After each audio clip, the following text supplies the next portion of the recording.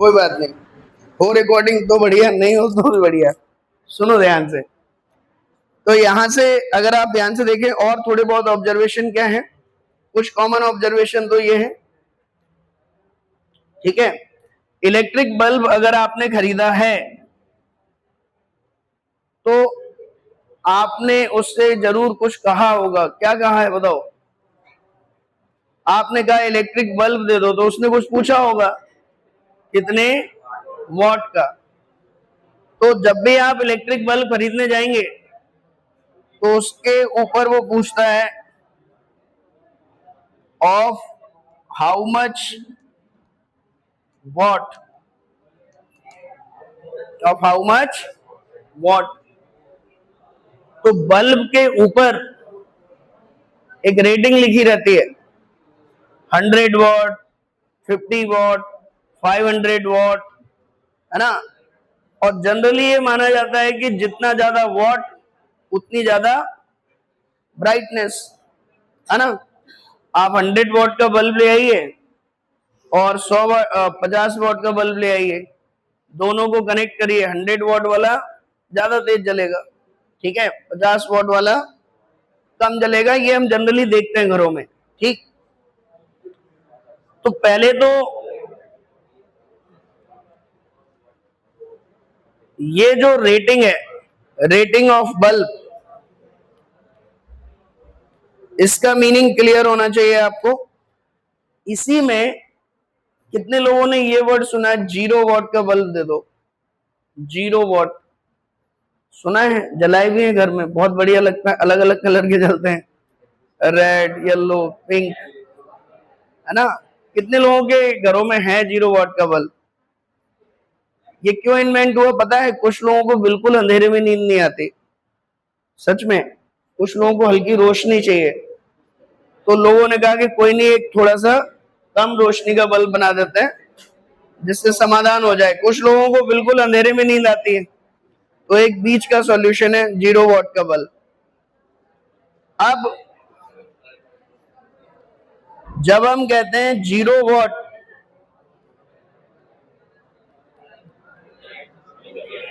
कभी आपने पूछा है कि 0 वॉट 0 वॉट क्यों है? क्या ये कोई पावर कंज्यूम नहीं करता इसलिए 0 वॉट है? हाँ बताओ भाई। 0 what, why it is called 0 what? Why it is not called 5 what, 10 what, 15 what? 0 what क्यों कहते हैं इसको? कभी नहीं पूछा आपने, है ना।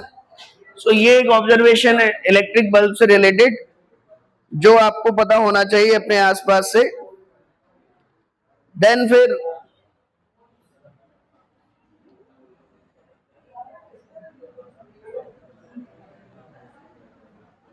हीटिंग इफेक्ट ऑफ करंट आप पढ़ने वाले हो कि किसी कंडक्टर में इलेक्ट्रिक करंट हम भेजते हैं तो वो गर्म हो जाता है कंडक्टर। ये फैक्ट है, दिस इज ऑब्जर्वेशन, देखा गया। जिन्होंने इसको देखा बिना रीजन जाने, उन्होंने कहा ये तो बहुत अच्छी बात है। अगर करंट देने से कोई मटेरियल गर्म हो रहा है तो हम उस गर्मी का यूज कर सकते हैं। उस गर्मी का यूज कहाँ होता है बताओ? घरों में आपने ये 3 डिवाइस तो सभी ने यूज की ही होंगी। पानी गर्म करने वाली रॉड, प्रेशर प्रेस और हीटर, ये 3 डिवाइसेस तो सभी ने यूज की होंगी। हाँ, वाटर रॉड, प्रेस, हीटर।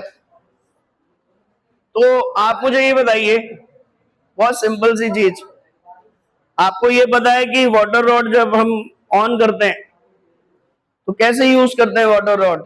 बताओ।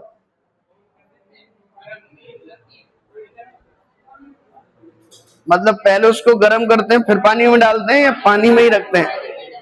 ठीक है। और फिर आप उसको क्या करते हैं? ऑन कर देते हैं स्विच, और धीमे धीमे पानी क्या होने लगता है? गर्म होने लगता है। तो मुझे ये बताइए, ये जो रॉड की शक्ल है कुछ इस तरीके से होती है,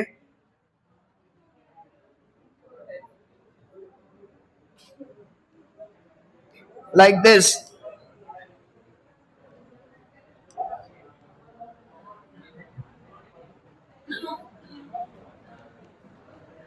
तो एक बात बताओ बेटा मुझे, इसमें जब तुमने इसको पानी में डिप किया,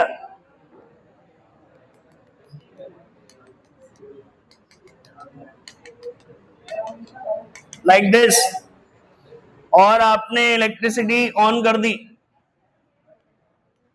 अब जब ये रॉड खरीदने जाते हो आप, खरीदी कभी खुद से रॉड खरीदी है पानी की कभी? किसने खरीदी बताओ? हाँ ठीक है, अब आप बताइए आयुष, क्या बोल के खरीदी आपने? वाटर रॉड दे दो, तो उसने सीधी ही वाटर रॉड दे दी या उसने बताई कि कौन सी वाली वाटर रॉड चाहिए? एल्यूमिनियम एंड कॉपर और स्टील, 3 तरह की रॉड आती है मार्केट में, अलग अलग प्राइस है उसके, अलग अलग प्राइस है, अलग अलग क्या है प्राइस। तो ये एक चीज बताओ मुझे, गरम जब आप कहते हो रॉड दे दो, तो वो कहता है कि भैया ये जो दिख रहा है ना बाहर, ये कॉपर की भी हो सकती है, स्टील की भी हो सकती है और एल्यूमिनियम की भी हो सकती है।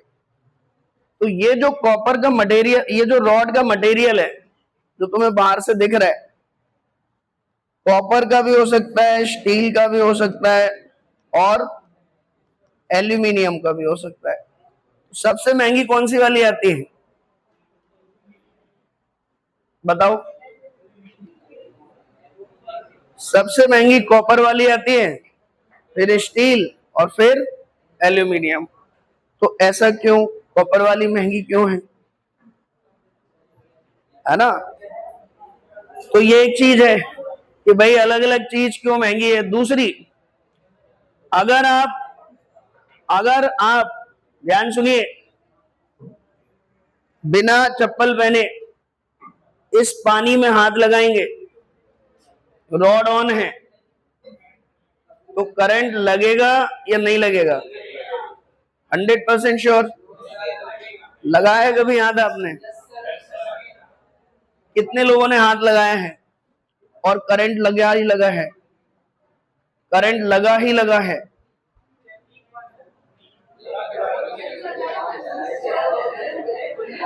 बताइए, सुनो, अरे सुनो सुनो सुनो सुनो, चलो आपस में डिस्कशन कर रहे हैं क्या? आएगी नहीं अब? अच्छा चलिए सुनिए अब। तो अगर आप इसको छू के देखेंगे, मैंने कल ही एक्सपेरिमेंट किया है, तो करंट लगे ये 100% जरूरी नहीं। अगर रॉड बिल्कुल नई है, अगर रॉड बिल्कुल नई है, एकदम सही है, तो डिजाइन इस तरीके से बनाई जाती है कि आपको करंट ना लगे, आपको करंट। तो मुझे एक बात बताओ, करंट क्यों नहीं लग रहा है? यहां से ये वायर है, ये कॉपर है, कॉपर तो कंडक्टर होता है, तो ये इलेक्ट्रिसिटी आ रही है कंडक्टर में, फिर ये पानी है, पानी भी कंडक्टर है, और ये हम जो छू रहे हैं हमारा हाथ भी कंडक्टर है, और हम ग्राउंड पे खड़े हैं, तो हमें करंट क्यों नहीं लग रहा है ये बताओ, बताइए।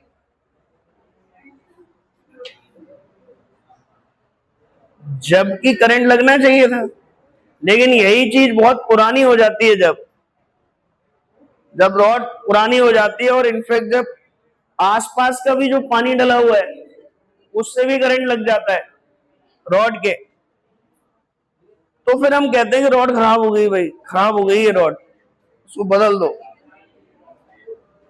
तो ये करंट क्यों नहीं लगता ये बताइए, जब रॉड एकदम सही होती है। दूसरा, अगर घरों में तुमने ये रॉड यूज की हो, तो क्या इसके ऊपर कोई व्हाइट कलर की लेयर डिपॉजिट होती है? बताइए। वाटर रॉड जो होती है, जब आप इसको यूज करते हैं तो क्या ऐसा होता है कि पपड़ी टाइप की जम जाती है? व्हाइट कलर की,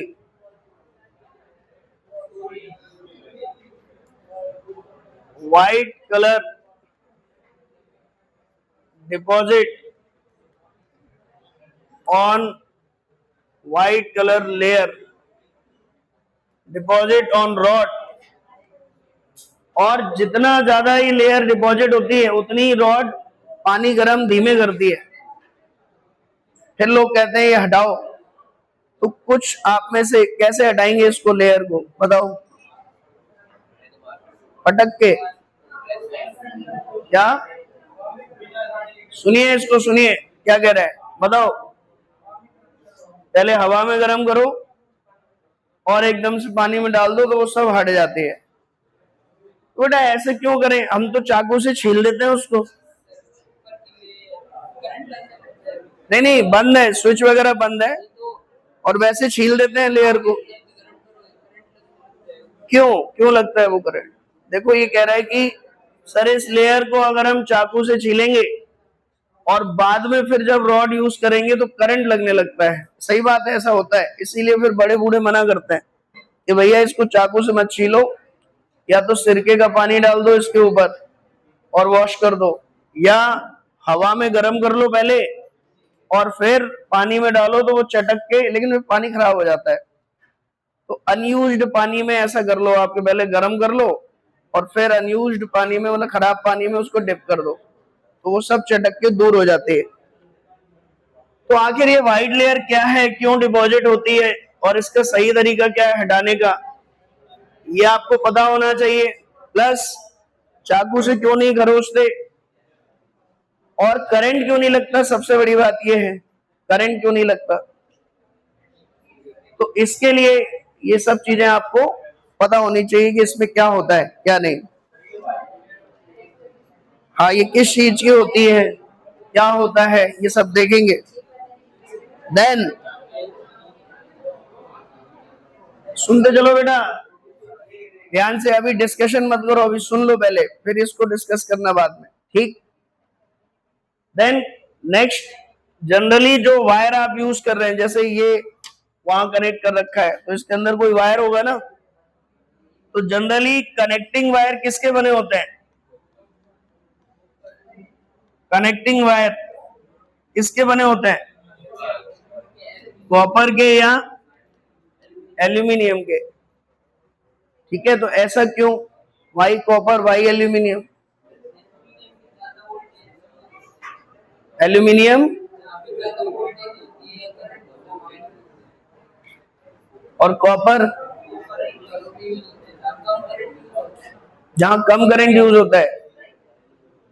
आप अगर देखोगे तो एसी फिटिंग हुई है घरों में, ज्यादातर लोगों के घर में हुई होगी, तो स्प्लिट एसी की फिटिंग में उसका वायर मंगाता है वो कॉपर वायर, बहुत महंगी आती है वो, बहुत महंगी, 3-4 हजार रुपए की आती है वायर, वायर बस एसी की पाइप, ऐसे ही कुछ रेट है उसका, कुछ फुट। तो ये कॉपर और एल्यूमिनियम क्यों चॉइस है? कुछ और मटेरियल की भी चॉइस है, जैसे निक्रोम, टंगस्टन। ये मटेरियल कहाँ यूज होते हैं, निक्रोम और टंगस्टन? देन तो मटेरियल का selection, nichrome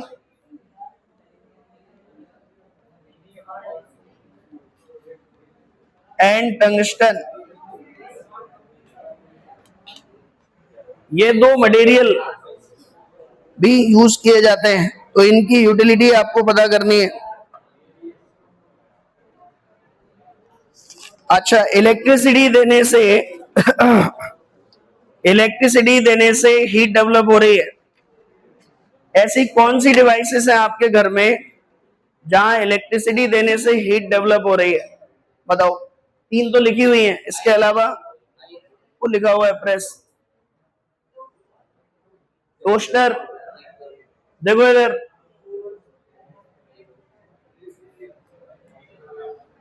water rod, toaster, और बताइए बेटा, प्रेस, हीटर। इसके अलावा जहां आपने इलेक्ट्रिसिटी दी और चीजें गर्म हो रही हैं, माइक्रोवेव ओवन,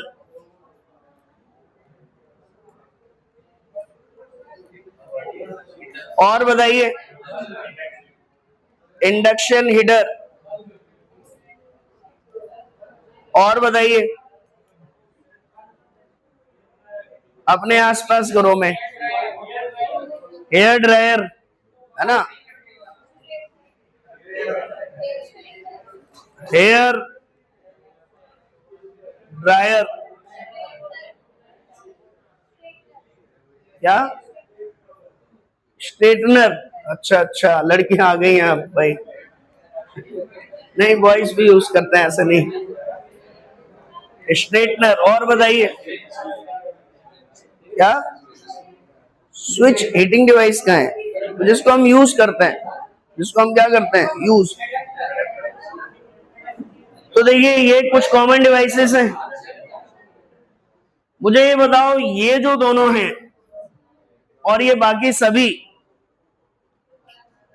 क्या ये सेम है या ये दोनों कुछ अलग हैं? जैसे जो हीटर होता है, हीटर, अगर आप उसको इलेक्ट्रिसिटी दे रहे हो तो आप उसको छुओगे तो आपको भी गर्म महसूस होगा, कोई चीज रखोगे उस वो तो गर्म होगी ही होगी, आप भी छुओगे तो आपको भी गर्म लगेगा। इन सभी चीजों में आप भी गर्मी महसूस कर सकते हैं। लेकिन इंडक्शन हीटर अगर आपने देखा हो, आप उस पर कोई चीज रखेंगे वो गर्म हो जाएगी, पतीली रखी या कुछ रखा, लेकिन आप हाथ लगाएंगे तो आपको गर्म महसूस नहीं होगा। ऐसा क्यों? दूसरा, आप इंडक्शन अगर आपके पास है तो आपने देखा होगा हर बर्तन को गर्म नहीं करता, वो एक फ्लैट होना चाहिए, वो कैसा होना चाहिए, फ्लैट, तो ही गर्म करता है।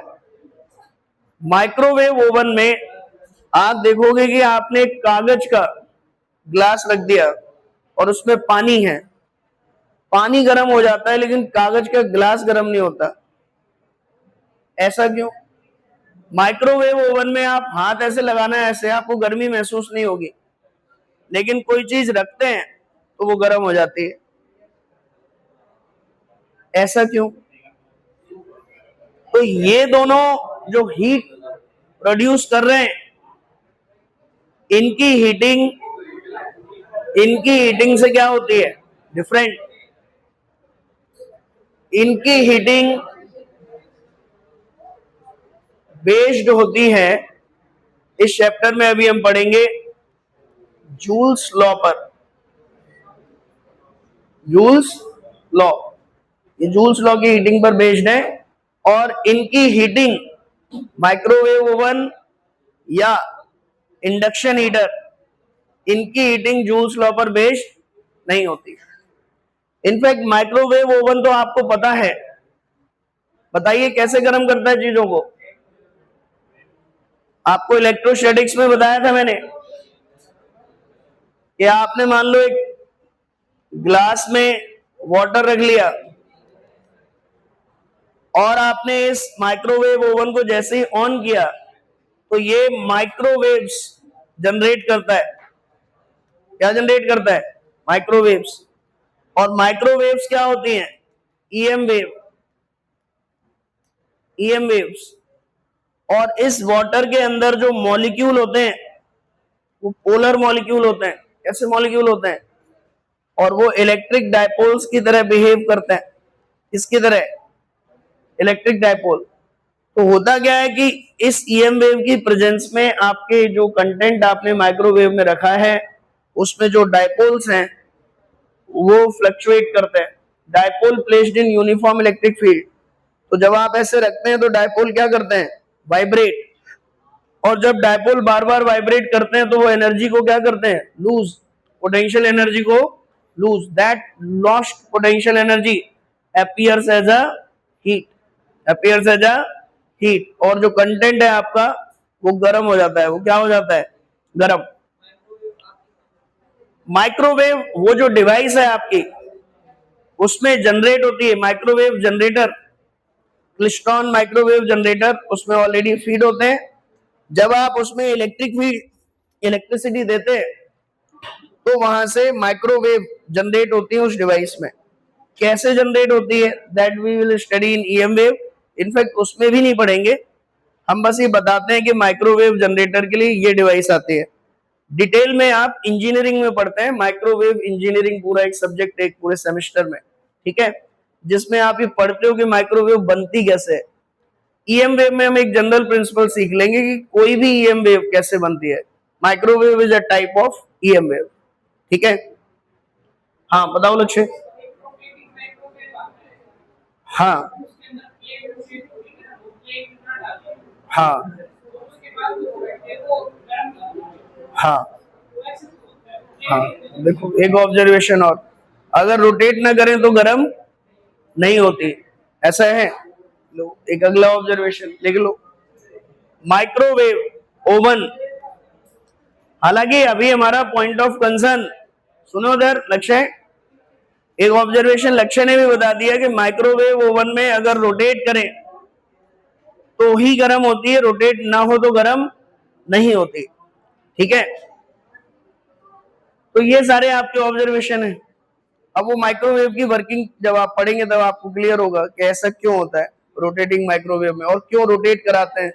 कुछ में तो रोटेट कराते हैं, कुछ में रोटेट नहीं कराते। जिनमें रोटेट कराते हैं उनमें हीटिंग अच्छी होती है, जल्दी होती है एज कंपेयर टू स्टैटिक वाले में, ठीक है। क्योंकि हो सकता है खाना हर तरफ से एक्सपोजर ले रहा हो माइक्रोवेव्स का, तो ज्यादा जल्दी गर्म होता हो, तो उस तरीके से डिजाइन किया जाता है माइक्रोवेव ओवन को। तो अब ये 10 आपके सामने ऑब्जर्वेशंस आ गए, ठीक है। इन सब के पीछे जो रीजन है that is heating effect of current. तो डालिए हेडिंग नोट्स में, अब हीटिंग इफेक्ट ऑफ करंट। अलग से यूटेंसिल आते हैं, बिल्कुल बर्तन अलग से ही आते हैं, नॉर्मल कढ़ाई वढ़ाई नहीं उस पर रख सकते आप, फ्लैट होते हैं बिल्कुल। तो वही तो बताया भी, ऑब्जर्वेशन है कि ऐसा होता है। उसका रीजन क्या है that you will study in electromagnetic induction. Induction heater के नाम में ही क्या है, इंडक्शन। एक चैप्टर आएगा आपका इलेक्ट्रोमैग्नेटिक इंडक्शन। तो जैसे ये है माइक्रोवेव पे रिलेट, और ये किस पे रिलेटेड है, इलेक्ट्रोमैग्नेटिक इंडक्शन पे। तो induction heating that we will study in electromagnetic induction chapter, ठीक है। फिलहाल हम केवल इन डिवाइसेस के बारे में पढ़ेंगे, इनका जो heating criteria that is joules law, ठीक है। तो बनाइए हेडिंग जूल्स लॉ, हेडिंग बनाइए। हेडिंग नहीं बनाएंगे,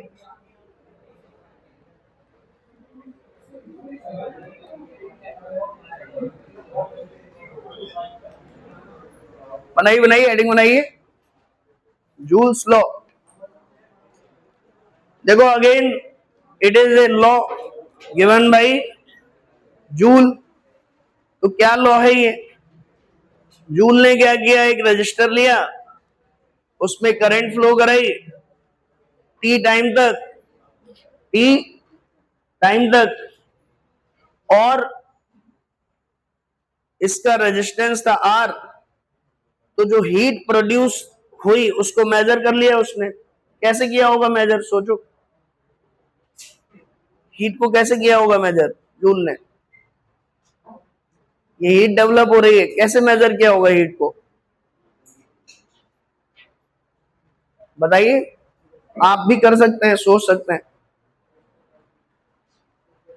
भाई जूल्स लॉ 10th में पढ़ते हो, तुम पढ़ के आए हो वैसे तो। H is directly proportional to I square, directly proportional to R, directly proportional to time. फिर तुम इनको मिला देते हो और फिर लिख देते हो I स्क्वायर R T। तो मैं ये कह रहा हूं कि ये प्रोपोर्शनल है, तो उसने मेजर किया होगा ना हीट को। कैसे मेजर किया उसने, छू के ऐसे, ज्यादा गर्म हो गया, वो कम ज्यादा नहीं, प्रोपोर्शनैलिटी उसने एस्टैब्लिश की। प्रोपोर्शनैलिटी उसने क्या किया, करंट को डबल कर दिया, फिर हीट देखा तो 4 टाइम्स हो गई। रेजिस्टेंस को डबल कर दिया, हीट देखी 2 टाइम्स हो गई, टाइम को डबल कर दिया, इन दोनों को कांस्टेंट रखा, फिर देखा हीट डबल हो गई। यहां से वो इस कंक्लूजन पे पहुंचा कि जो हीट है वो ऐसे डिपेंड करती है। और फिर एक्सपेरिमेंटली भी मेजर किया तो देखा प्रोपोर्शनैलिटी साइन क्या आ रहा है 1, प्रोपोर्शनैलिटी कांस्टेंट क्या आ रहा है 1। तो मेरा ये कहना है कि हीट कैसे मेजर की होगी उसने, बताओ। टेम्परेचर किसका, डिवाइस का, इसका कंडक्टर का, बताओ। अरे बहुत सिंपल सी चीज है, पानी में डाल लो इसको और पानी का टेम्परेचर तो मेजर कर सकते हैं ना। तो जो भी हीट डेवलप होगी H, वो एम एस डेल्टा ई करके, तो यहां से m पता है पानी का, s पता है, टेम्परेचर में चेंज पता है, तो उससे क्या मेजर कर लेंगे हीट। बहुत छोटी छोटी चीजें हैं ये, अब कल को यही क्वेश्चन बन जाएगा आपका एडवांस में, ठीक है। और इसी तरह के किसी सेटअप में कह देगा कि मान लो जो हीट डेवलप्ड है वो एम एस डेल्टा टी ना होकर नया फॉर्मूला दे दे कुछ, और फिर ये जूल्स लॉ ही बदल जाए, ठीक।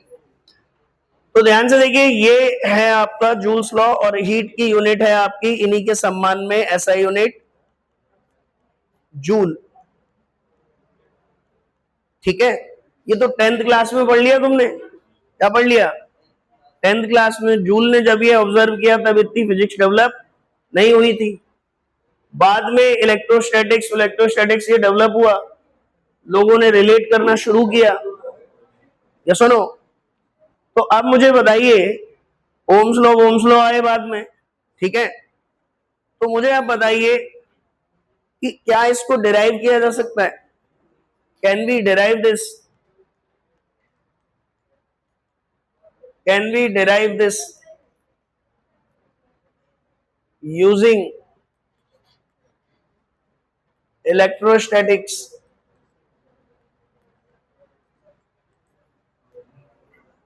देखो 10th में तुम ये पढ़ के आए हो कि H is equal to I square R T और H by T is equal to I square R. तो पहली चीज तो जूल से पूछा गया कि हीट क्यों बन रही है, what is the reason of this heat. Joule ने बोला मुझे नहीं पता क्यों बन रही है, बस बन रही है, these are my observations, that is why I am giving this name, this knowledge to law. Law क्या है जिसकी कोई एक्सप्लेनेशन नहीं। लेकिन बाद में धीरे धीरे जब करंट इलेक्ट्रिसिटी डेवलप हुई तो लोगों ने जानना चाहा कि आखिर ये क्यों गर्म हो रहा है, क्या रीजन है इसका। तो बताओ रीजन तुम्हें पता है क्या रीजन है। जब एक कंडक्टर से हम करंट पास करते हैं तो हीट क्यों डेवलप होती है उसमें, कॉलिजन ऑफ इलेक्ट्रॉन, जिसमें वो काइनेटिक एनर्जी जो बनती है उसको किसमें कन्वर्ट करते हैं, हीट एनर्जी में। तो reason of this heat is the loss of kinetic energy of moving electron in the presence of some external electric field. Electric field की प्रेजेंस में ये इलेक्ट्रॉन एक्सेलरेट होकर टकराते हैं एटम के साथ और फिर अपनी इंक्रीज्ड काइनेटिक एनर्जी को ड्यूरिंग द कॉलिजन क्या करते हैं, loss of kinetic energy during collision appears as heat,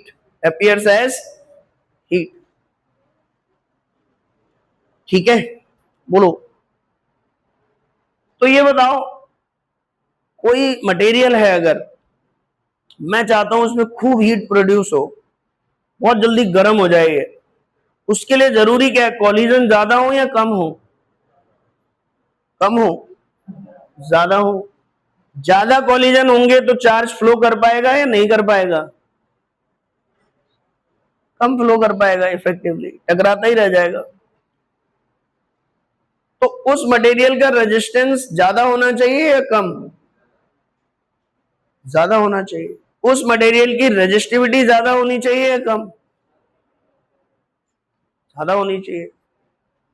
इसीलिए जब भी कभी हम चाहते हैं कि इलेक्ट्रिसिटी हीट में कन्वर्ट हो तो हम उसको एक ऐसे मटेरियल से पास करेंगे जिसकी रेजिस्टिविटी अच्छी खासी ज्यादा हो, क्या हो, ज्यादा हो। और जब इतनी ज्यादा हीट बनेगी तो हम चाहते हैं कि वो वायर पिघले भी नहीं। जैसे जो नॉर्मल वायर होते हैं, कॉपर ऑपर एल्यूमिनियम एल्यूमिनियम, इन्हें तुम गर्म करोगे अगर तो ये पिघल भी जाते हैं बड़ी जल्दी, मेल्टिंग पॉइंट इतना ज्यादा नहीं होता इनका। तो हमें जब भी हीटिंग इफेक्ट प्रोड्यूस कराना है तो आप बताओ कैसा वायर का मटेरियल होना चाहिए जिसकी रेजिस्टिविटी बहुत ज्यादा हो, मेल्टिंग पॉइंट ज्यादा हो। कई बार तो इतना ज्यादा हीट कराते हैं हम, ये हीट से क्या होता है, अपीयर्स एज हीट, फिर ये हीट कौन लेता है, इसको हैंडल करनी पड़ती है heat. This heat is absorbed by atom of conductor. वही क्रिस्टल का एटम लेगा उसको, तो उससे फिर वो एटम क्या करते हैं, वाइब्रेट, क्या करते हैं, वाइब्रेट।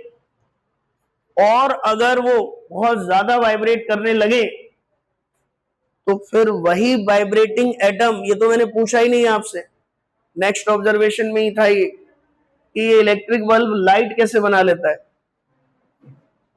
तुमने इलेक्ट्रिसिटी दी, गर्म हो जाता है इलेक्ट्रिक बल्ब, हमने देखा है, पर लाइट कैसे आने लगती है उससे इतनी तेज, how light is coming from electric bulb, ये बताइए। फोटो इलेक्ट्रिक इफेक्ट बोल रहे हैं नमन, फोटो इलेक्ट्रिक इफेक्ट क्या होता है नमन, एनर्जी के रूप में,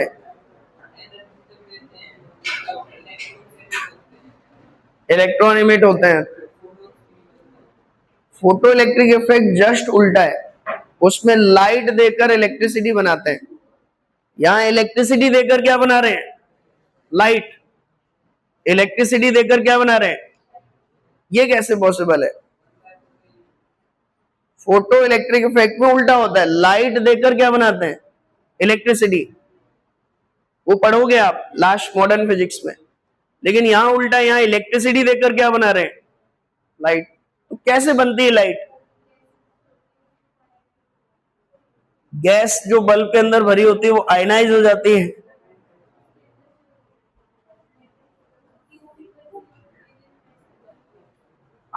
देखिए ये आप जब चैप्टर पढ़ेंगे रे ऑप्टिक्स लाइट, तो हम उसमें स्टडी करेंगे कि लाइट है क्या एक्चुअल में। लाइट क्या है, एक इलेक्ट्रोमैग्नेटिक वेव, और कोई भी इलेक्ट्रोमैग्नेटिक वेव कब प्रोड्यूस होती है, जब कहीं पर भी कोई चार्ज क्या करेगा, ऑसिलेट, क्या करेगा, ऑसिलेट। चार्ज जब रेस्ट में है तो क्या बनाएगा, इलेक्ट्रिक फील्ड। चार्ज जब कांस्टेंट वेलोसिटी से जा रहा है तो क्या बनाएगा, मैग्नेटिक फील्ड। और जब वही चार्ज ऑसिलेट करेगा तो क्या बनाएगा, लाइट, ईएम वेव। और ईएम वेव तो बहुत सारी होती है सर। लाइट किसको बोलते हैं, विजिबल ईएम वेव को क्या बोलते हैं, लाइट। विजिबल ईएम वेव को क्या बोलते हैं, लाइट। तो ये जब चार्ज एक पर्टिकुलर फ्रीक्वेंसी से ऑसिलेट करता है तो रेड लाइट दिखने लगती है, फिर और फ्रीक्वेंसी चेंज होती है तो वॉयलेट दिखने लगती है, फिर और फ्रीक्वेंसी चेंज होती है तो ग्रीन दिखने लगती है। तो कौन से कलर की लाइट भी दिखेगी क्या डिसाइड करता है, frequency of oscillation of charge. तो यहां पर जब आप किसी मटेरियल में करंट पास कराते हो तो हीट डेवलप होती है। अगर वो हीट बढ़ती चली जाए, बहुत ज्यादा बढ़ती चली जाए, तो जो मटेरियल के एटम्स हैं वो क्या करते हैं, वाइब्रेट। और एटम में क्या होता है, न्यूक्लियस।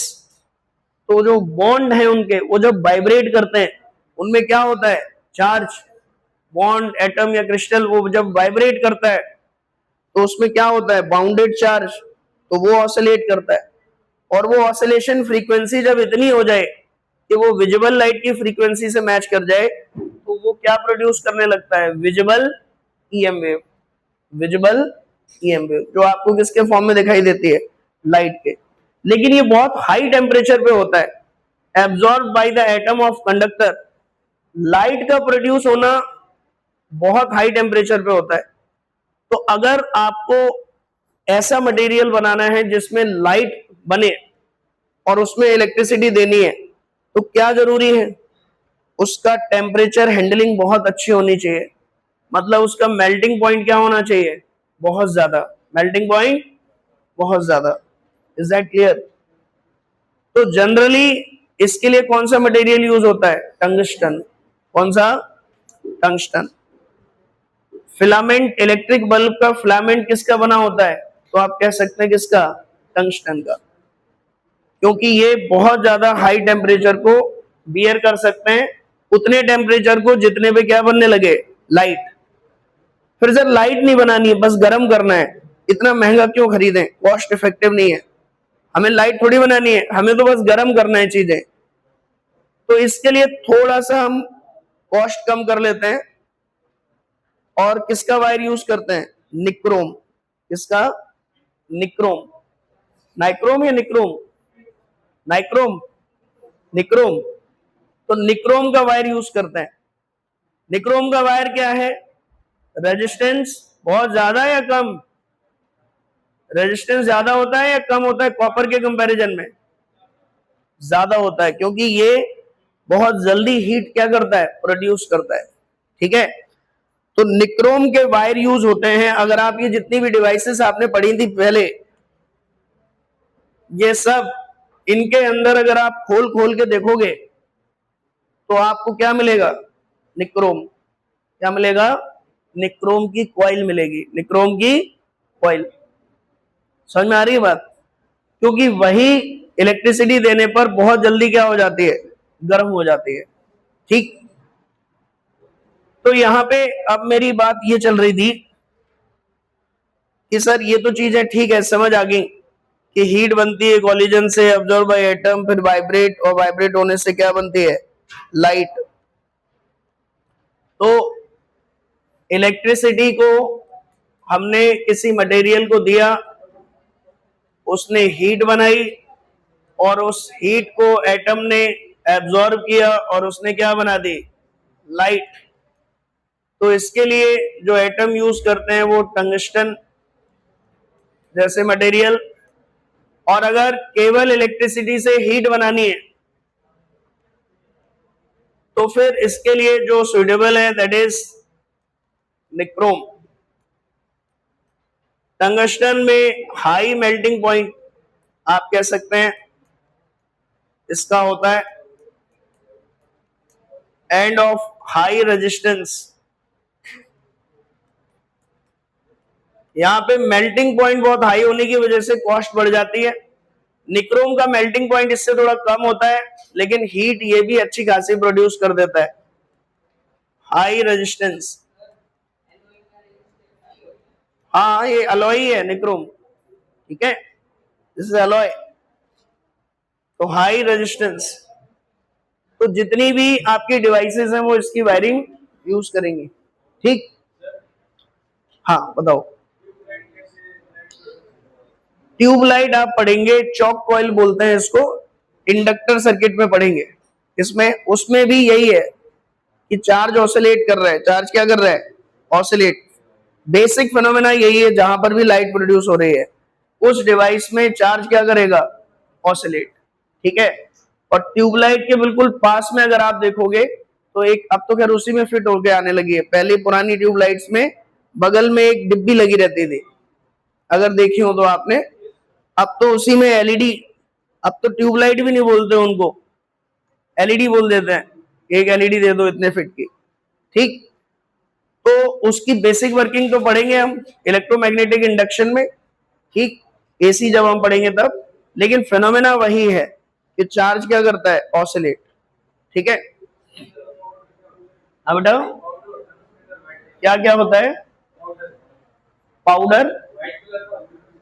हाँ, कई जगह होता है व्हाइट कलर का पाउडर, ट्यूबलाइट में ही नहीं, वाटर रॉड में भी होता है, अभी आएंगे उस पर कि भाई जब ट्यूबलाइट को खोल के देखोगे, वाटर रॉड को खोल के देखोगे, ठीक है ना। सो डिवाइसेस पे अभी हम आएंगे, होल्ड करो।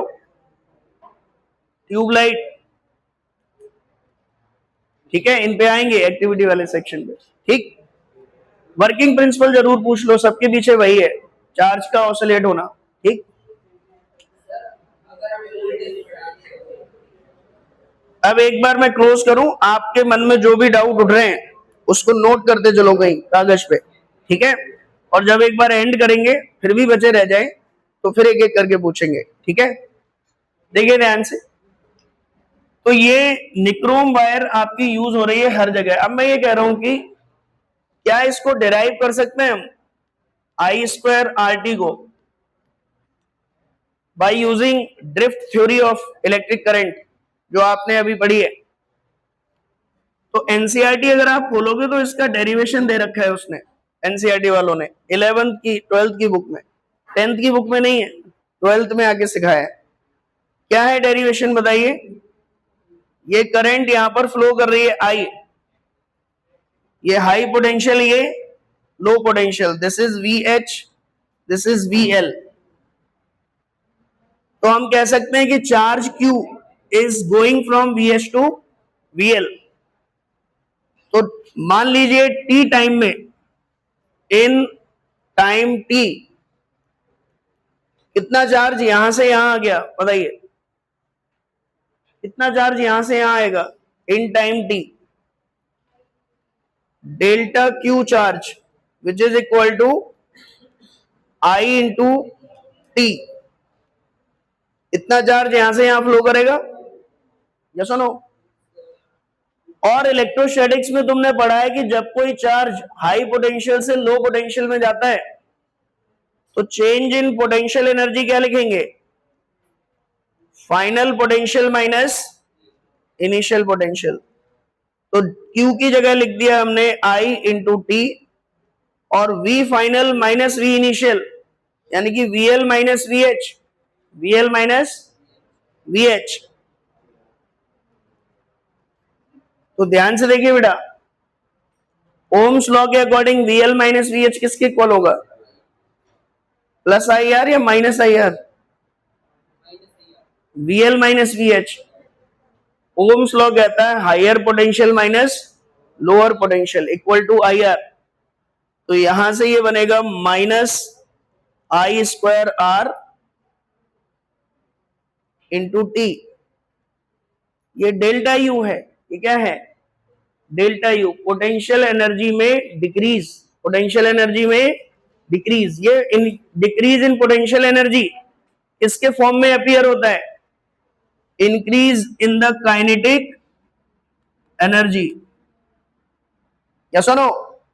सो आई कैन से जितने से पोटेंशियल एनर्जी डिक्रीज हुई उतने से काइनेटिक एनर्जी क्या होगी आपकी? डेल्टा के इंक्रीज होगी। So I will say I square R into T which is minus delta U। और ये काइनेटिक एनर्जी जो इंक्रीज हुई ये कहां लूज हो जाती है बताइए? पूरी की पूरी ड्यूरिंग द कॉलिजन। सर पूरी हो जाती है क्या? थोड़ी बहुत बची नहीं रह जाती? नहीं, क्योंकि एवरेज वेलोसिटी क्या आई थी याद करो? कांस्टेंट। इसका मतलब ऑन एन एवरेज कोई काइनेटिक एनर्जी गेन नहीं होता, जितनी वो गेन करती है उतनी कॉलिजन के दौरान खर्च करती है। So we will say that this increase kinetic energy is nothing but heat energy produced, heat energy produced. कर तो रहा है बेटा, देखो I square R T, R material पे तो डिपेंड करता है।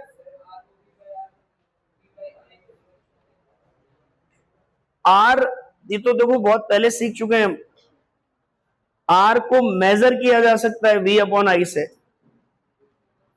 R को मेजर किया जा सकता है V अपॉन I से, लेकिन R को चेंज नहीं किया जा सकता V या I को चेंज करके।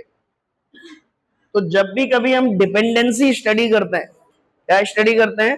डिपेंडेंसी। मैं कह रहा हूं हीट एनर्जी किस पे डिपेंड कर रही है?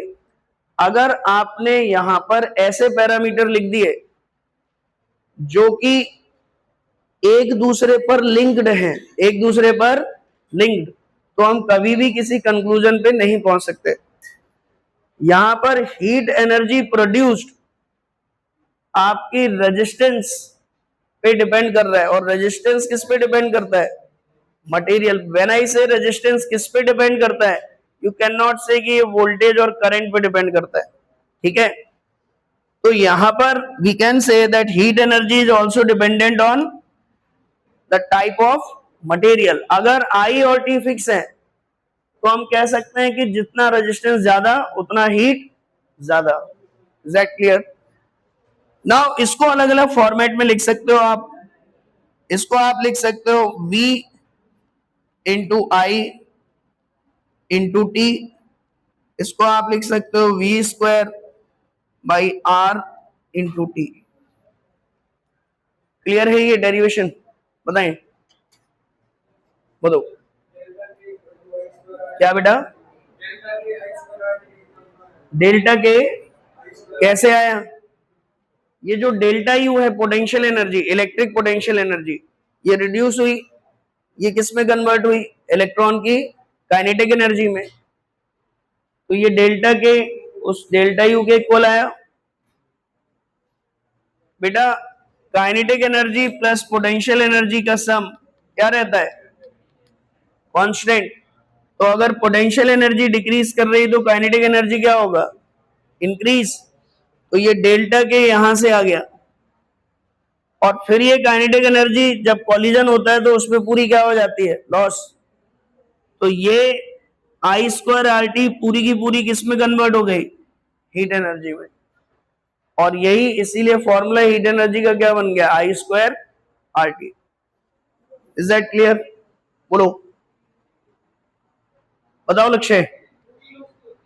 हाँ बेटा, पूरी लॉस क्यों होती है, कैसे माने, है ना? एवरेज वेलोसिटी टाइम के साथ क्या आई थी? Average velocity, drift velocity constant. इसका क्या मतलब है कि काइनेटिक एनर्जी में चेंज क्या है ऑन एन एवरेज? जीरो। तो जितनी गेन करती है पूरी की पूरी ऑन एन एवरेज क्या करनी पड़ेगी? लॉस। ठीक है, तो ये आपके फॉर्मूले हो गए। आप ध्यान सुनिए, मैंने अभी अभी आपसे कहा कि निक्रोम का वायर होता है सभी डिवाइसेस के अंदर। तो सर फिर ये बताओ, ये वाटर रॉड जब खरीदने जा रहे थे तो निक्रोम की तो बात ही नहीं की, निक्रोम की तो बात ही नहीं की। आप तो कह रहे थे कि सर कॉपर रॉड कॉपर वाली दें या स्टील वाली दें। ये क्या मतलब है? कॉपर वाली दें या स्टील वाली? और आप कह रहे हो इसके अंदर निक्रोम है, फिर ये क्या है? ये कॉपर स्टील क्या है? तो जब आप, अब इसमें नेट चल नहीं रहा है, आपके ग्रुप पे भेज दूंगा मैं आज। जब आप किसी रॉड को, टाइम लग जाता है इस पे यार, फिर इससे करें। आप एक काम करें, घर जाके अपने अपने व्हाट्सएप ग्रुप पे देखना, मैंने कुछ वीडियोस भेज दूंगा मैं, एक्टिविटी की वीडियोस है ये। जैसे इसमें नेक्स्ट सेक्शन क्या है आपका? एक्टिविटी का जो एक सेक्शन डाला हुआ है मैंने, इसमें आपको क्या करना होता है कि अब जैसे घर में कोई खराब रॉड पड़ी है, उसको तोड़ के देख लो एक बार, क्या है रॉड के अंदर। सही मत तोड़ देना, खराब जो रॉड पड़ी हो उसको तोड़ के देखो। तो अब तो खैर ये सब करने की जरूरत ही नहीं, आदमी इतना पगला गया है ना यूट्यूब पे, हर काम कर रखा है आदमी ने। मैं सोच रहा था कि यार अब रॉड तोड़नी पड़ेगी, तो मैंने कहा एक बार ये भी चेक कर ही लेते हैं, किसी ने तोड़ रखे हो। गांव का एक लड़का रॉड तोड़ के दिखा रहा है लोगों को, बोला आइए दिखाते हैं रॉड तोड़ के आपको। और भाई कितना अच्छा काम कर रखा है उसने आपका। जब आप इस कॉपर की रॉड को, जब आप इस वाटर रॉड को तोड़ेंगे तो आपको पता चलेगा कि ये जो इस तरीके से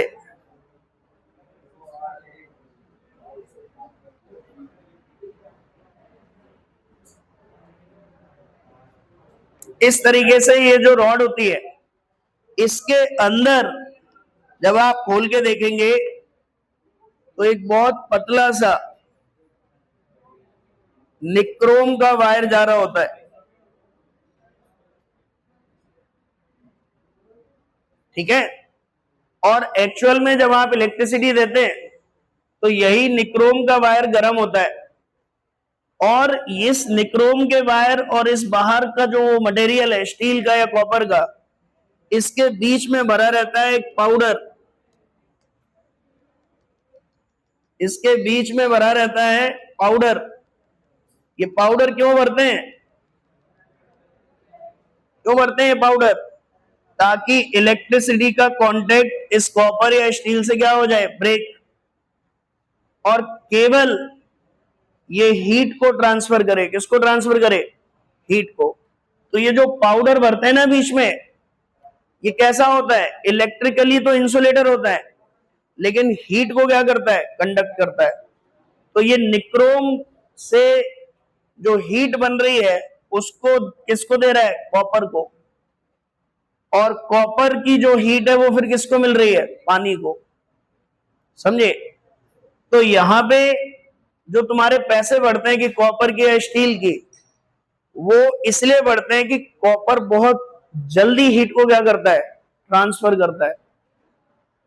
अदर मटेरियल और टाइम ले लेते हैं पानी को गर्म करने में, जबकि जितना ज्यादा हीट को अच्छे से कंडक्ट करेगा ये मटेरियल, उतना ज्यादा पानी जल्दी गर्म होगा। निक्रोम का वायर तो सब में है, ठीक है?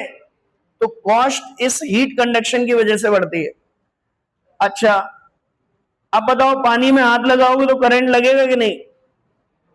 नहीं लगेगा। अगर ये जो पाउडर भरा हुआ है ये सही है तो नहीं भरेगा। समझे? लेकिन समय के साथ जैसे जैसे ये पाउडर खराब होता रहता है, वैसे वैसे इससे इलेक्ट्रिसिटी लीक होने लगती है। कहां पर? रॉड पर। और अगर ऐसा हो गया और फिर आपने छुआ तो क्या लगेगा? करंट लगेगा, क्योंकि फिर एक सर्किट पूरा आपका क्या हो गया? कंप्लीट। समझे? बेटा मोटा ले लो तुम। अरे यार, पतला वायर क्यों होता है भाई? उसको भाई उसी डिवाइस में बनाना है, बैठाना है। पतला ये भी एक रीजन हो सकता है।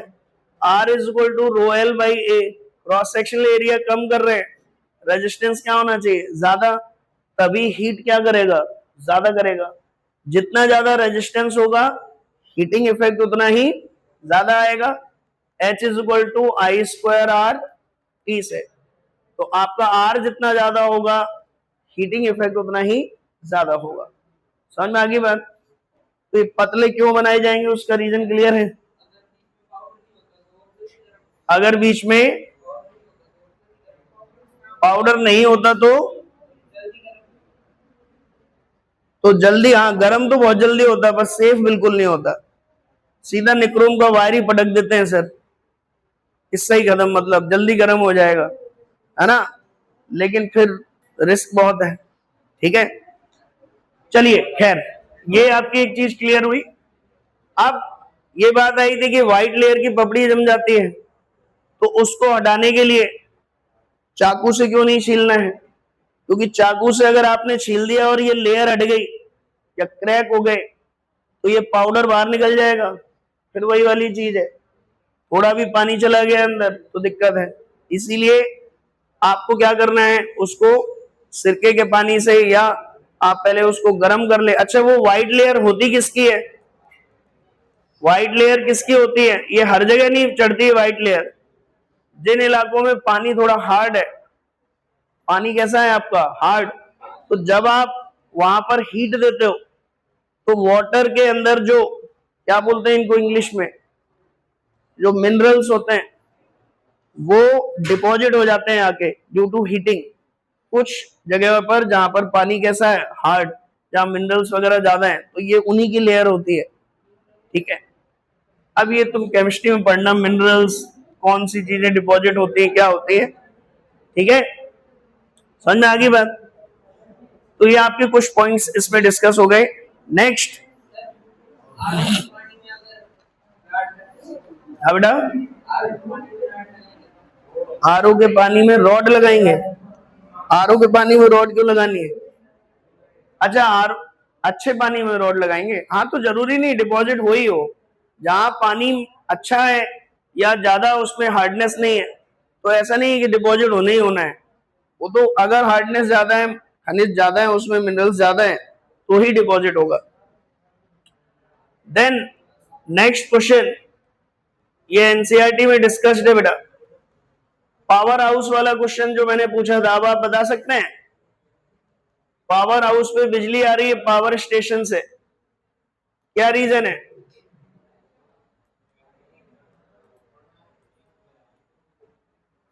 हाई वोल्टेज पे क्यों देते हैं बताओ? आप सुनिए ध्यान से, जब भी आप पावर स्टेशन से पावर को क्या कर रहे हैं, सप्लाई, तो आपने ये कहा कि मुझे यहां पर पावर पहुंचानी है, कितनी पावर पहुंचानी है? पी। कितनी इलेक्ट्रिक पावर पहुंचानी है? पी।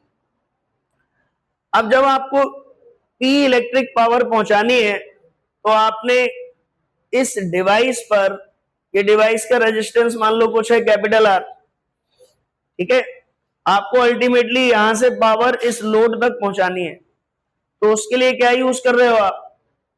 Connecting wire. क्या यूज कर रहे हो? Connecting wire.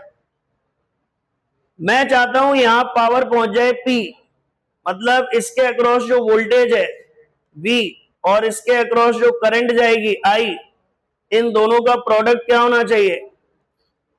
V इंटू आई। जैसा नो। लेकिन दिक्कत यह है कि ये करंट इन वायर में से होकर आ रही है, इन वायर में से होकर आ रही है, तो इन वायर्स का अपना भी कुछ रेजिस्टेंस होगा आरसी। जैसा नो। तो जब ये करंट इन वायर से फ्लो करेगी तो इसमें पावर, कुछ पावर किसमें लॉस हो जाएगी? हीट में। इन वायर्स में भी तो हीट डेवलप होगी।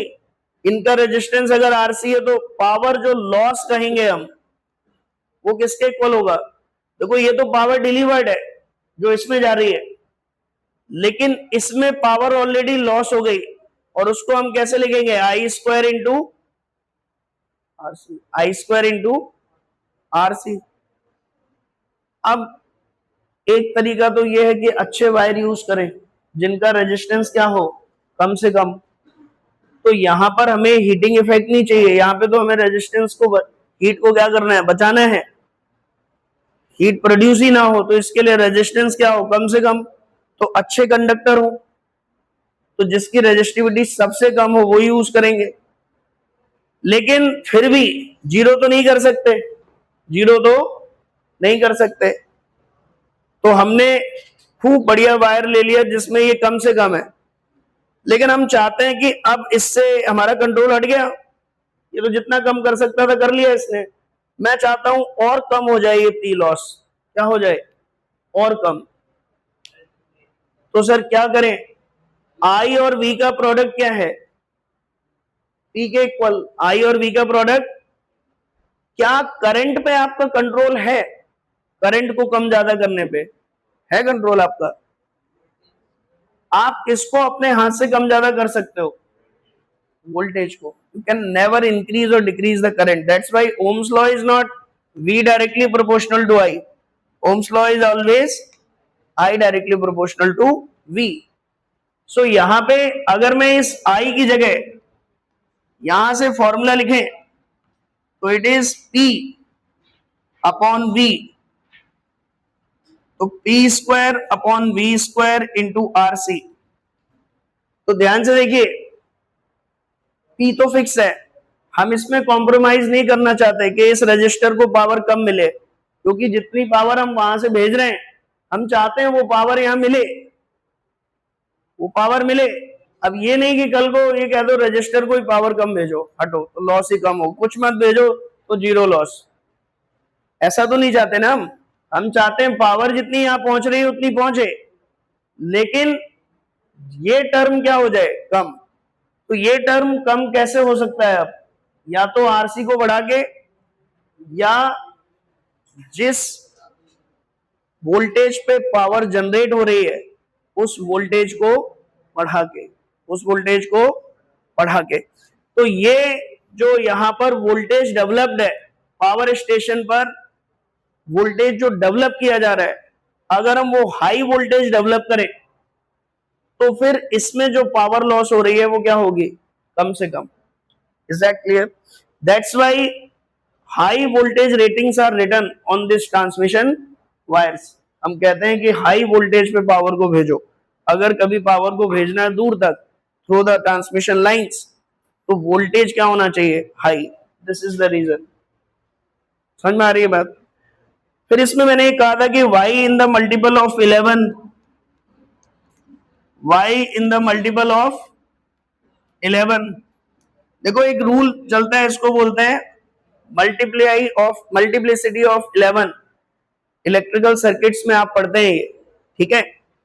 11 के मल्टीपल में ही क्यों? तो आगे चल के जब आप पढ़ोगे बेटा, तो पहले तो ये पढ़ोगे, अभी तो डीसी पढ़ रहे हो आप। क्या पढ़ रहे हो? डीसी। 7th या 8th चैप्टर में जाके आप पढ़ोगे एसी। और जनरली आप ये पढ़ोगे कि जब भी पावर ट्रांसफर करनी होती है तो हम डीसी को ट्रांसफर नहीं करते, उसको पहले किस में कन्वर्ट करते हैं? एसी में, और फिर क्या करते हैं? ट्रांसफर, ठीक है। तो एसी पावर को जब डीसी में कन्वर्ट किया जाता है, एसी को डीसी में या डीसी को एसी में, तो एक कन्वर्जन फैक्टर होता है। क्या होता है? कन्वर्जन फैक्टर, जिसको हम कहते हैं फॉर्म फैक्टर। क्या कहते हैं? Form factor. और ये जनरली जब कैलकुलेट किया जाता है तो ये 1.11 आता है, 1.11। तो शुरुआत में जब लोग इलेक्ट्रिकल सिस्टम डेवलप कर रहे थे हिस्टोरिकली, तो उन्होंने देखा कि जब ये एसी से डीसी में कन्वर्ट कर रहे हैं तो बहुत सारी कैलकुलेशन करनी पड़ती है, और जब बहुत सारी कैलकुलेशन करनी पड़ती है इस फैक्टर के साथ, तो उन्होंने कहा कि डेटा ऐसा लो कि कैलकुलेशन क्या हो जाए, थोड़ी इजी। तो ये देखा गया कि 11.1 समथिंग, इस फैक्टर को अगर हम देखें तो उन्होंने कहा कि अगर जो भी वोल्टेज और ये सब हम यूज कर रहे हैं, अगर 11 के मल्टीपल में ले लें तो कैलकुलेशन क्या हो जाती है, थोड़ी बहुत इजी हो जाती है। This was the historical reason कि क्यों शुरुआत में जितने भी इलेक्ट्रिकल सेटअप किए गए उनमें जो वोल्टेज लिए गए वो 11 के मल्टीपल में लिए गए, और कोई रीजन नहीं है। This is the only reason to simplify the calculations. फिर वो धीमे धीमे सेटअप होते गए। अब जब पूरी दुनिया में सेटअप हो गए ग्लोबली, अब तो कैलकुलेशन बहुत इजीली की जा सकती है, लेकिन अब दिक्कत क्या है कि सिस्टम ऑलरेडी स्टैब्लिश हो चुके हैं। अब अगर आप कोई रेंडमली वोल्टेज उठाते हो कल को, तो पूरा सेटअप फिर से हटाना पड़ेगा, नए सेटअप फिर से रीइंस्टॉल करने पड़ेंगे। तो ग्लोबल स्टैंडर्ड बन गया है अब कि जो भी वोल्टेजेस लिए जाएंगे वो किसके मल्टीपल में लिए जाएंगे? 11 के। इसीलिए आप देखो घर में जो सप्लाई आती है, कितनी आती है वो आपकी? 220 वोल्ट। वो भी किसका मल्टीपल है? 11 का। Is that clear? क्या तो रहे 11 के मल्टीपल में। अब वो भी क्यों कि 220 क्यों, 330 ले लो। तो ये सब ग्लोबल स्टैंडर्ड सेट किए गए कि ऑन एन एवरेज कितनी रिक्वायरमेंट है, कितना डिस्ट्रीब्यूशन कर सकते हैं, अगर इतनी पावर आ रही है तो पर घर में कितना बांट सकते हैं। आप पढ़ोगे कि इंडिया में अलग है, यूएसए में अलग है। तो ज्योग्राफिकली भी ये चीजें डिसाइड होती हैं बेस्ड ऑन ग्लोबल स्टैंडर्ड। कौन सा वाला वी आई, ये कहां से आया? चलो देखो ये कहां से आया, पिछली स्लाइडों में ही आ चुका है बेटा ये। देखो एच वाई टी क्या है? हीट एनर्जी पर सेकेंड। इसी को क्या बोलते हैं? Power loss. और ये किसके इक्वल है? आई स्क्वायर आर के। आई स्क्वायर आर को क्या लिख सकते हैं? आई इंटू आई आर। और आई इंटू आई आर को क्या लिख सकते हैं? We into I. क्लियर हो गया ये? बोलो। देन फिर हमने एक ऑब्जर्वेशन देखा था चार्जर और उसके अडेप्टर से रिलेटेड। चार्जर और उनके अडेप्टर से रिलेटेड अब इस पे बात कर लेते हैं, ठीक है। क्यों हर लोड अपने अपने चार्जर के साथ में आता है?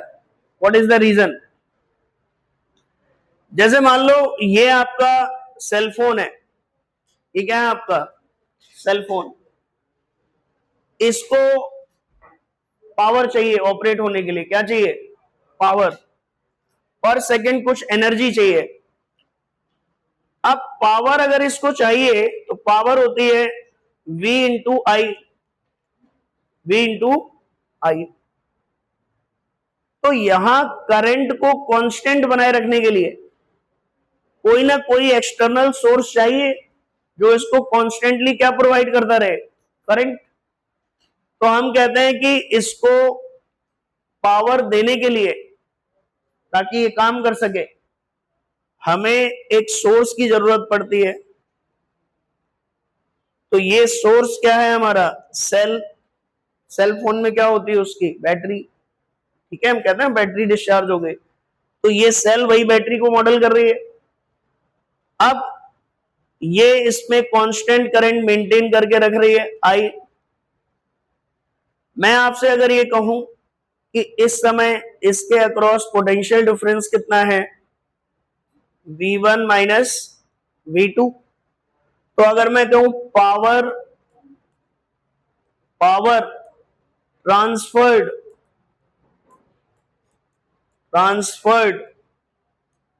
टू लोड कितना आएगा बताइए, इसके across voltage multiplied by current. पर सेकेंड कितनी पावर लोड को मिल रही है, तो I can say V1 minus V2 multiplied by I, yes और नो। अब अगर मैं कहूं पावर सप्लाई कितनी की जा रही थी, power supplied by the source, ये जो सोर्स है वो कितनी पावर सप्लाई कर रहा है, तो ये भी चार्ज को यहां से यहां ले जा रहा है, तो कितना वोल्टेज डिफरेंस है ये यहां और यहां में, E। तो जब चार्ज को वो यहां से यहां ले जा रहा है, तो I can say power supplied is E into I. बीच के वायर्स का रेजिस्टेंस इसके कंपैरिजन में हम क्या मान रहे हैं, नेग्लिजिबल। ठीक है, तो हम ये नहीं मानेंगे कि यहां पर कोई रेजिस्टेंस क्या हो रहा है, अपीयर हो रहा है, जो भी इफेक्ट था इसमें इंक्लूड हो चुका है। ठीक है, so we are assuming that no energy is lost in these connecting wires, क्योंकि वो सारी की सारी, इनका रेजिस्टेंस इसके कंपैरिजन में क्या है, बहुत कम। मैं मान सकता हूं कि ये निक्रोम का है और ये किसका है, कॉपर का। निक्रोम का वायर, कॉपर का वायर, तो इसमें तो बहुत ज्यादा हीट डेवलप होगी, इसके कंपैरिजन में ऑलमोस्ट क्या है, नेग्लिजिबल। अब मुझे बताओ, अगर सेल आइडियल है, अगर सेल कैसा है, आइडियल, अगर सेल कैसा है, आइडियल, तो can I say that V1 minus V2 equal to E, can I say this. देखो यहां पर जो पोटेंशियल यहां का है वही पोटेंशियल यहां का, जो पोटेंशियल यहां का है वही पोटेंशियल यहां का। So if cell is ideal,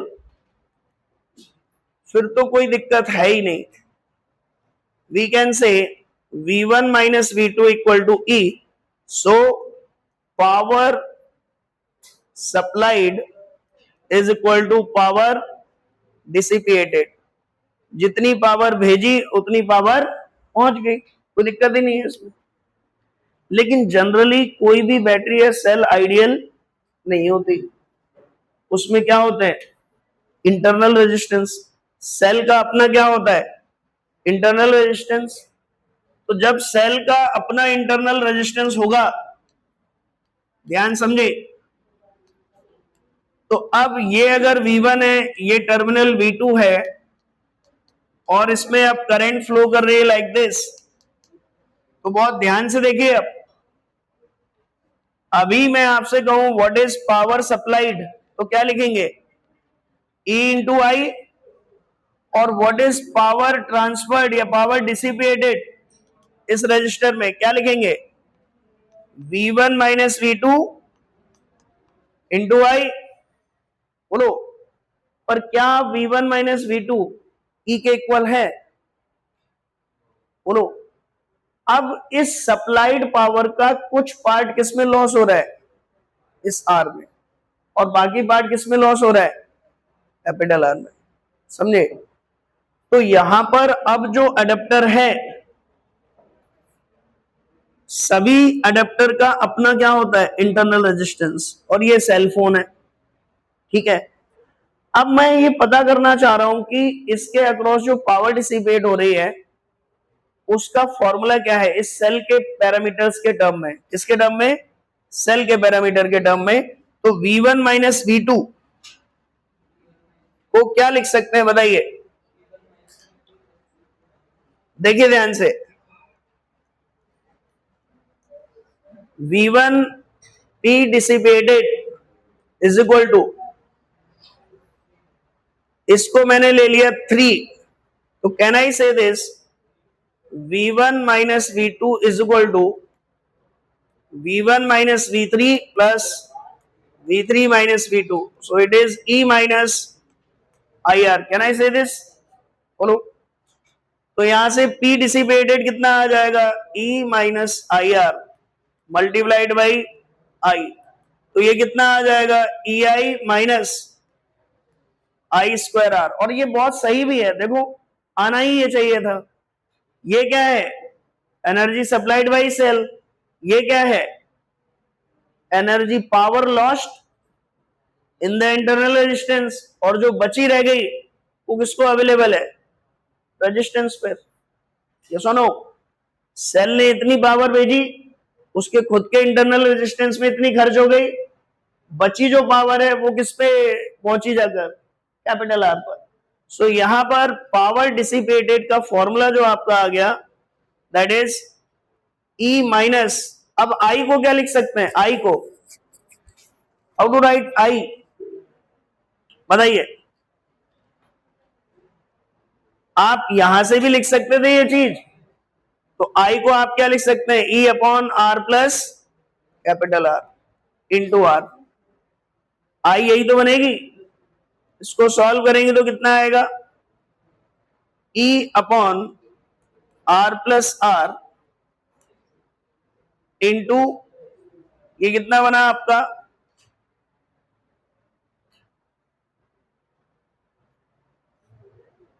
I square R है ना, ये बन गया आपका,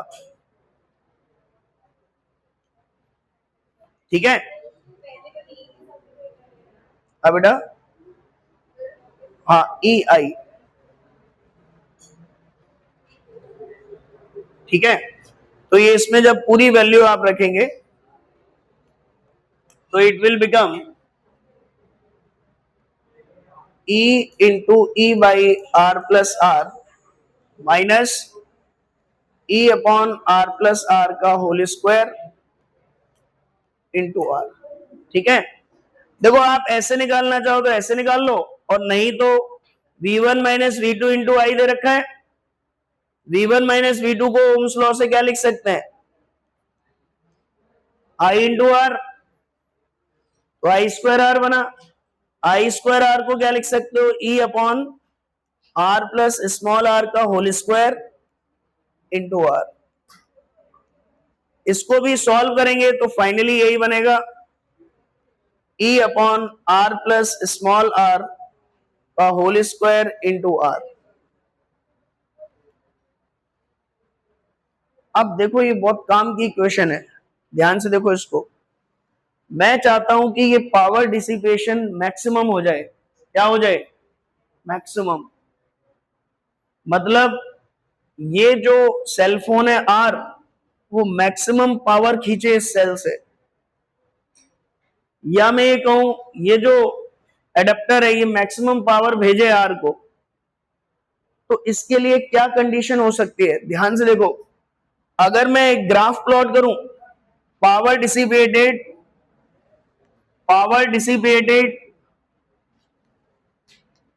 और कैपिटल आर के बीच में, पावर डिसिपेटेड और कैपिटल आर के बीच में, तो रिलेशन तो ये डिराइव कर चुके हैं हम, E upon R plus R का whole square into R।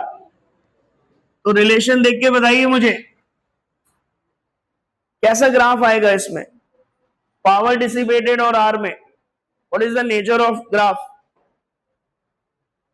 R0 पे पावर डिसिपेटेड क्या आएगा, 0, और R इंफिनिटी पे,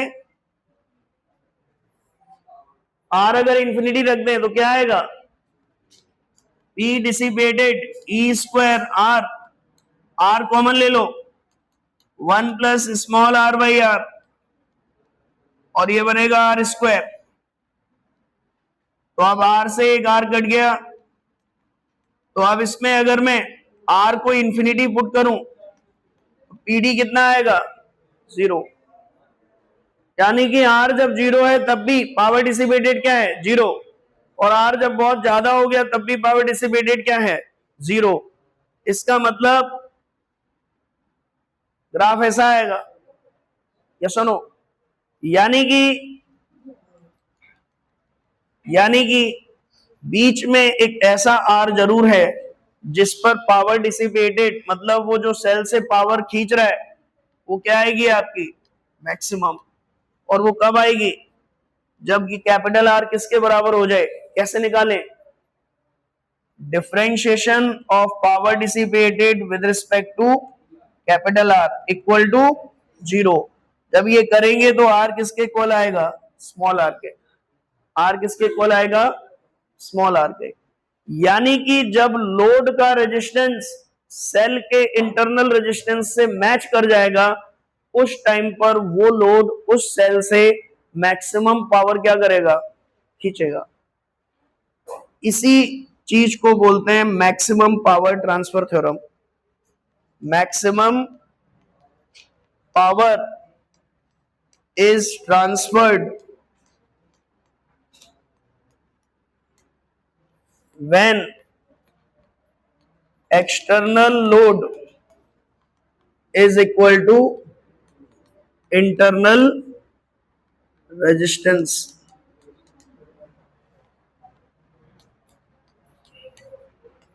देखिए, अगर एक्सटर्नल का रेजिस्टेंस ज्यादा है, इंटरनल का रेजिस्टेंस कम है, तो गड़बड़ है। फिर ये ठीक हमारे और आपके बीच की भी बात है। टीचर से आप कितनी नॉलेज खींच पाएंगे? Maximum knowledge will transfer when our resistances will match. तभी मैक्सिमम पावर क्या होती है? ट्रांसफर होती है। देखो, डिवाइस तक फॉलो कर रहे हैं, समझे आप अगर बहुत ज्यादा अटके पड़े हैं, टीचर फ्लो में है, तब भी नॉलेज का ट्रांसफर नहीं होगा। टीचर बहुत अटका पड़ा है, आप फ्लो में है, तब भी नॉलेज का ट्रांसफर नहीं होगा। नॉलेज का मैक्सिमम ट्रांसफर कब होगा? जब दोनों के फ्लो बिल्कुल क्या हो जाए? मैच हो जाए। ठीक है। और इसीलिए हर फोन का अपना एक अडेप्टर होता है, समझे? क्या उसमें मैच कराया जाता है? क्या मैच कराया जाता है? इंटरनल रेजिस्टेंस, समझे? तो अभी उसी अडेप्टर से वही सेल फोन जल्दी चार्ज होता है, क्योंकि वो मैक्सिमम पावर खींचता है। ठीक है, तो ये ध्यान रखिए। क्लियर है अब आपको ये टर्म? चलिए, तो हाँ बेटा, ग्राफ ऐसा ही आएगा। और ये मैक्सिमम पावर कितनी आएगी बताओ? मैक्सिमम पावर या E² अपॉन 4R, एक ही बात है। अब मुझे बताओ, ये हो गया, ये क्लियर है सभी को? बोलो, क्लियर है? ये मिटा दें इसको, मिटा दें। जैसे अगर मैं एक छोटा सा क्वेश्चन पूछ दूं तुमसे,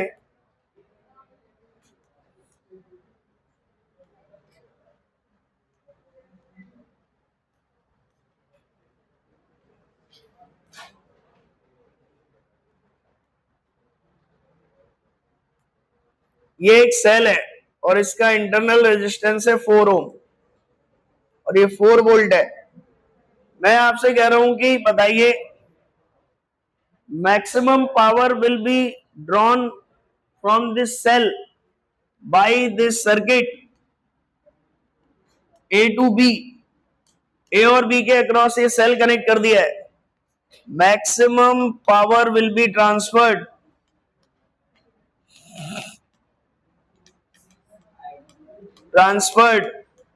when x is equal to, क्या आंसर आएगा? 6। समझे?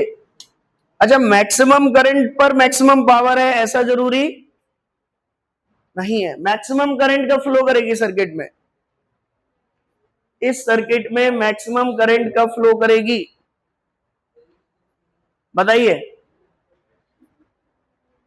क्या मैक्सिमम पावर जब ट्रांसफर होती है तभी मैक्सिमम करंट फ्लो होती है? क्या ऐसा ट्रू है? यहां जो करंट की वैल्यू है वो कितनी है? E upon R plus small R. Current maximum कब होगी? जब आर क्या हो जाए? स्मॉल आर क्या हो जाए? जीरो।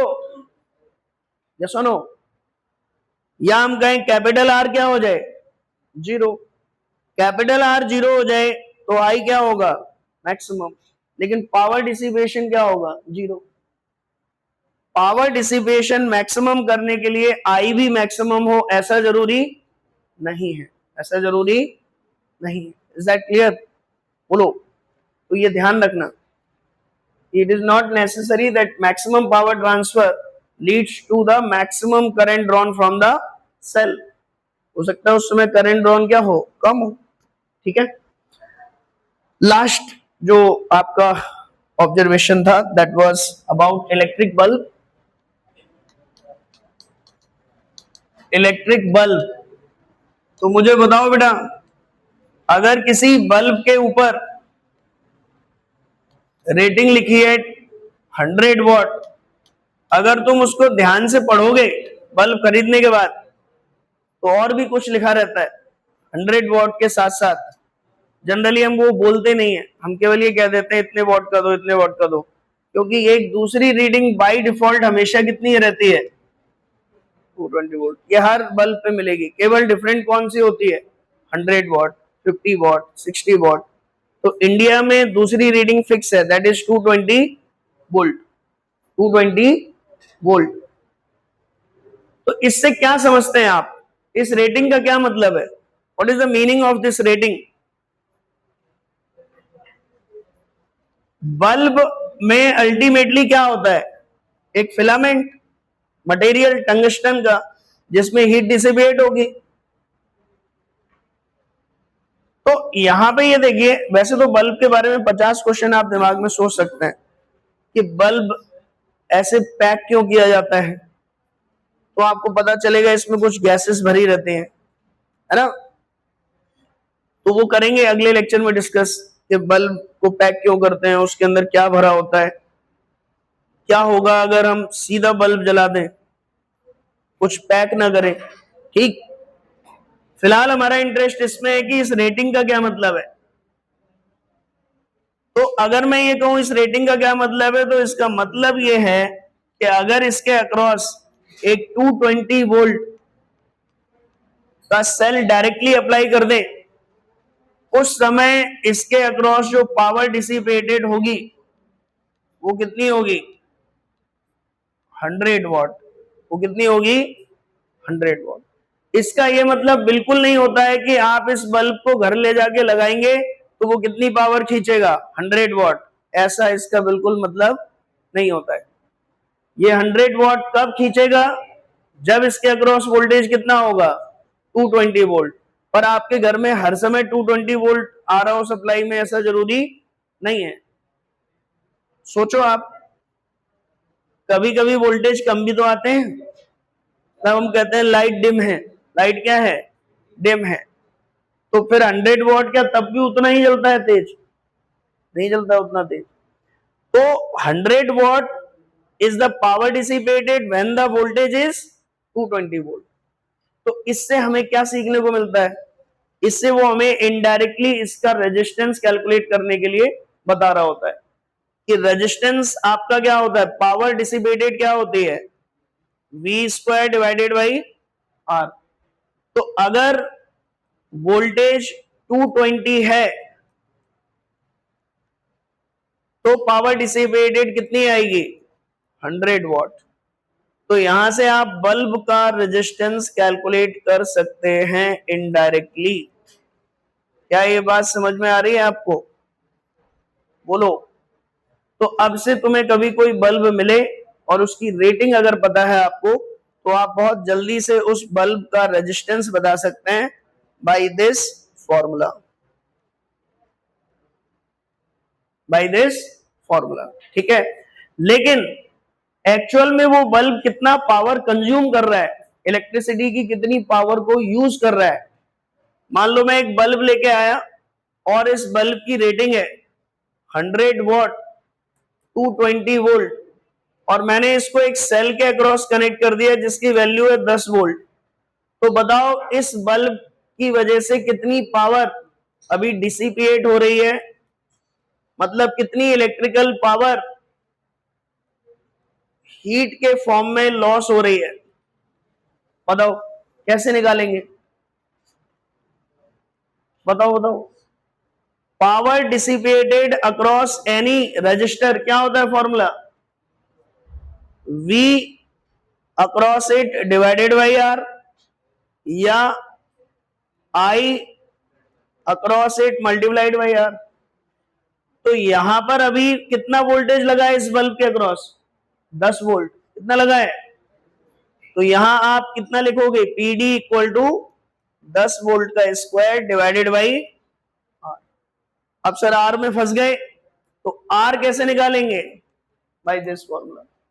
रेटिंग केवल आपको क्या हेल्प करती है कैलकुलेट करने में, रेजिस्टेंस। तो आप यहां से रेजिस्टेंस निकाल लेंगे और फिर इस वैल्यू को इसमें रखेंगे, that will give you the actual power consumed by the bulb when the supply is 10 volt.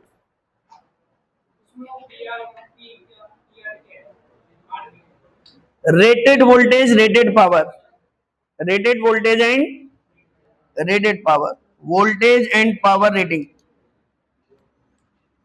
Voltage and power rating. अब उस क्वेश्चन पे आते हैं जो ऑब्जर्वेशंस में हमने देखा था। हाँ पूछो। हाँ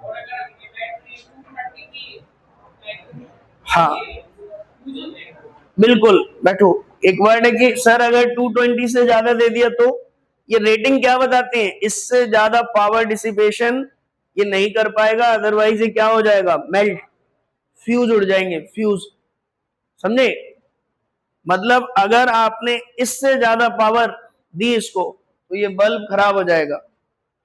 तो 220 वोल्ट से ज्यादा सप्लाई नहीं हो सकती घर में किसी भी डिवाइस के अक्रॉस, समझे, यस और नो। तो इसीलिए ये लिख के आते हैं कि इससे ज्यादा, कभी कभार बहुत तेज लाइट आती है ना अचानक से और सब फ्यूज उड़ जाते हैं, तो वो क्या है, क्योंकि रेटेड वोल्टेज से क्या हो गया है, ज्यादा हो गया है।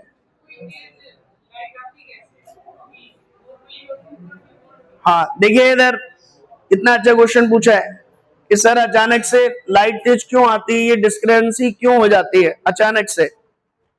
आप लोगों ने पूछा नहीं ये क्वेश्चन, जबकि आपको पूछना चाहिए था कि ये जो आप पावर सप्लाई की बात बता रहे थे सर, पावर हाउस में और इधर उधर, ये तो बिल्कुल ऊपर चले गए, बीच में कहां डिस्कस किया था, चली गई क्या स्लाइड। ये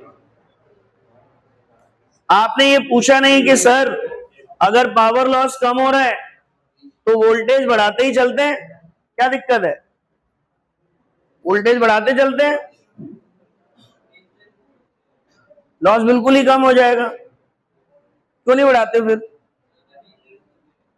वो क्यों ज्यादा डेंजरस हो जाएगा। और वो डेंजरस क्यों लिखते हैं,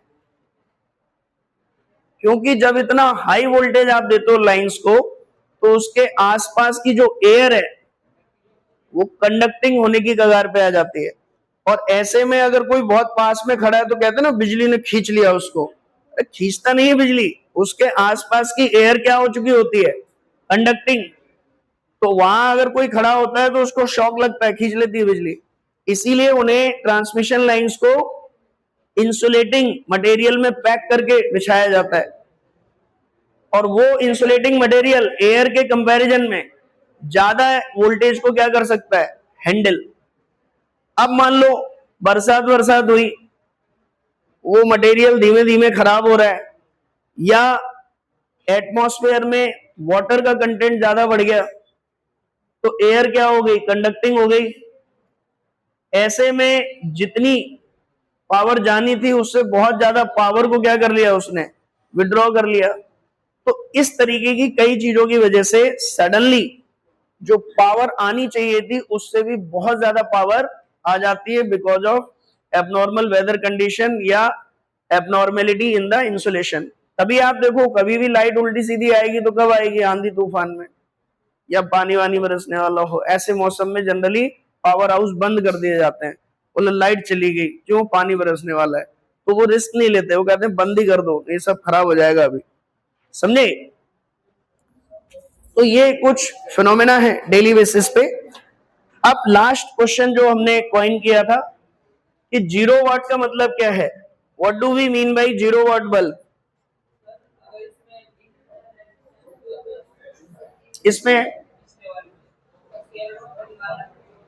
इसमें इधर, हाँ ठीक है, कोई बात नहीं। यहाँ पे अगर इंटरनल रेजिस्टेंस होगा तो आपको टर्मिनल वोल्टेज निकालना पड़ेगा। फिर टर्मिनल वोल्टेज कितना अप्लाइड है इसके across, that will decide V²/R। समझे? अब मुझे बताओ 0 वाट बल्ब का क्या मतलब है? 0 वाट, क्या एक्चुअल में 0 वाट बल्ब कोई भी पावर कंज्यूम नहीं कर रहे होते हैं? बहुत कम है तो लिखो उसको। एक्चुअल में मेजर करोगे तो 10 से 15 वाट तो यूज कर ही रहा होता है। तो फिर क्यों नहीं उसको मतलब 0 क्यों बोल देते हैं?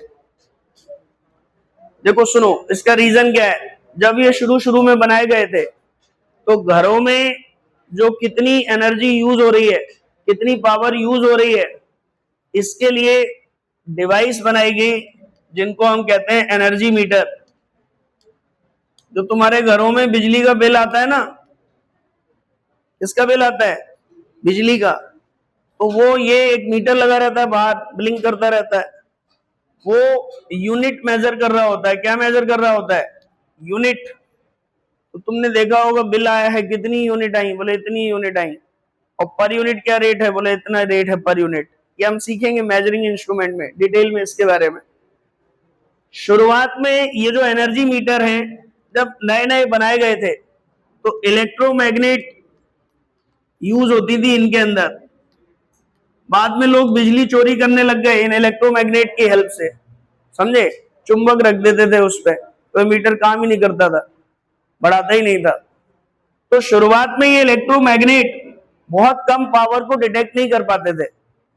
रात में जब पूरे घर के सभी अप्लायंसेस बंद हैं और एक छोटा सा बल्ब जल रहा है और वो केवल कितनी पावर खींच रहा है? 10 से 15 वाट। तो ये उसको डिटेक्ट ही नहीं करता था।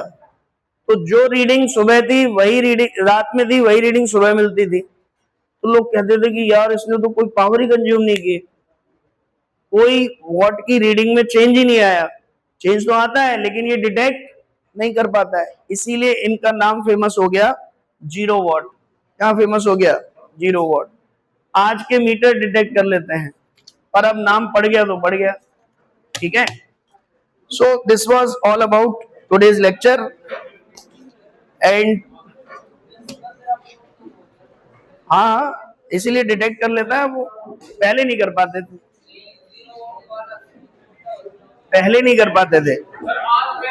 बंद कर दीजिए।